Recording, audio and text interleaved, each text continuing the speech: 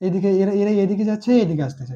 এবার যখন এদের মধ্যে বুম করে এখানে সংঘর্ষ লেগে যাবে, মানে ধাক্কা লেগে যাবে, তখন কি হবে? এও পড়ে যাবে, ও পড়ে যাবে। মানে এ তখন এদিকে পড়ে এরকম হয়ে যাবে, এ তখন এদিকে এরকম ভাবে পড়ে যাবে, এও তখন এদিকে এরকম ভাবে পড়ে যাবে।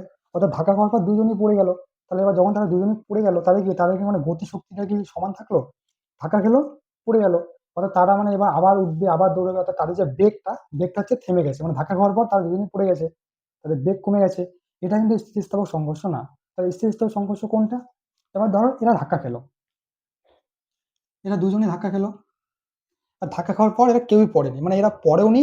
আর এদের হচ্ছে মানে যে বেগটা আছে, গতিশক্তিটা, সেটাও মানে নষ্ট হয়নি। অর্থাৎ ধাক্কা খাওয়ার পরেও, ধাক্কা খাওয়ার পরে এ হয়তো এদিকে চলে গেল, এ হচ্ছে এদিকে চলে গেল।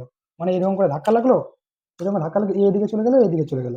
কিন্তু তাদের গতিশক্তির কোনো পরিবর্তন হয়নি। অর্থাৎ তারা ধাক্কা খেলো, তারা দুজন দুদিকে চলে গেল, কিন্তু তাদের গতিশক্তির কোনো পরিবর্তন হয়নি। অর্থাৎ তাদের যে মানে বেগটা রয়েছে, বেগটা হচ্ছে সমান আছে। তাহলে সেটাই হচ্ছে স্থিতিস্থাপক সংঘর্ষ। তো এবার যদি তোমাকে